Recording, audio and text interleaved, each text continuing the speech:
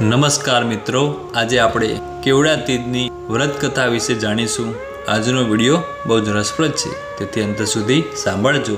આ વ્રત ભાદરવા સુદ ત્રીજના દિવસે લેવાય છે। વ્રત કરનારે નિત્ય કર્મમાંથી પરવારી ભગવાન શંકરની કેવડાથી પૂજા કરવી। એ દિવસે નક્કડો ઉપવાસ કરો અને આખો દિવસ કેવડો સૂંઘવો। આ વ્રત કરવાથી ભગવાન શંકર પ્રસન્ન થાય છે અને મનવાંછિત ફળ પ્રાપ્ત થાય છે।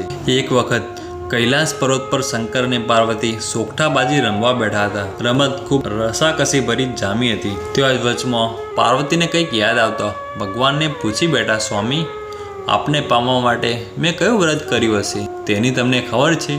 ભગવાન શંકરે પાસા ફેંકતા કહ્યું, હા, મને ખબર છે। એક વખત નારદજીએ તમારા પિતા હિમાલયની મુલાકાત લીધેલી, ત્યારે નારદજીએ તમારા પિતાજી આગળ મારા ખૂબ વખાણ કર્યા હતા। એ વખતે તમે પણ ત્યાં હાજર હતા। તમે પણ મારા વખાણ સાંભળ્યા અને એ વખતે તમે મારી સાથે લગ્ન કરવાનું મનોમન નક્કી કર્યું। નારદજીએ વખાણ મારા કર્યા, પણ તમારું લગ્ન વિષ્ણુ સાથે કરવા તમારા પિતાએ આગ્રહ કર્યો। આથી તમે નારદજી પર ખૂબ રોષે ભરાયા હતા। ત્યારબાદ તમે તમારી એક ખાસ સહેલીને તમારા મનની મૂંઝવણ કંઈ સંભળાવી, ત્યારે એણે બધી ચિંતા છોડી દઈ વનમાં ફરવા જવાનો તમારી આગળ પ્રસ્તાવ મૂક્યો, જે તમે માન્ય રાખ્યો હતો। એ પછી તમે વનમાં ફરવા ગયા। તો એક જગ્યાએ માટીનો ઢગલો પડ્યો હતો। તમે ઢગલા પાસે આવીને બેઠા અને એ માટી સાથે રમતા રમતા માટીનું એક શિવલિંગ બનાવી દીધું।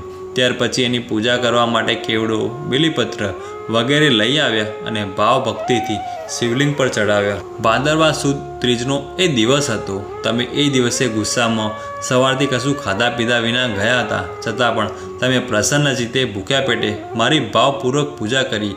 આથી હું તમારા ઉપર પ્રસન્ન થયો અને મેં એ વખતે પ્રગટ થઈને તમને વરદાન માંગવા કહ્યું।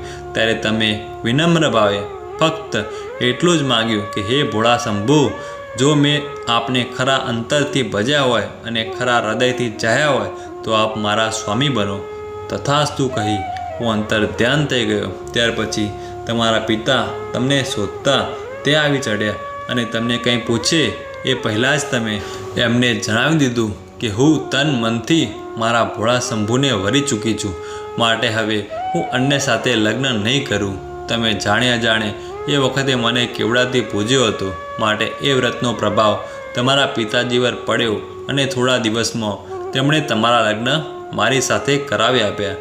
ભગવાન શંકરે પાર્વતીજીની શંકાનું સમાધાન કરતા આગળ કહ્યું, મારા શિવલિંગ પર હંમેશા બીલીપત્રો જ ચડાવતા હતા, પરંતુ તમે જ્યારથી મને કેવડો ચડાવવા માંડ્યો ત્યારથી, એટલે કે ભાદરવા સુદ ત્રીજના દિવસે જે કોઈ મને કેવડો ચડાવશે એની શ્રદ્ધા પડશે અને એની હર મનોકામના પૂરી થશે। હે ભોળાનાથ, જેમ તમે પાર્વતીને ફળ્યા તેમ તમારું આ વ્રત કરનાર સૌ કોઈને ફળજો, સૌની મનોકામના પૂરી કરજો અને કુંવારી કન્યાઓને મનગમતો વર આપી તેમનું કલ્યાણ કરજો।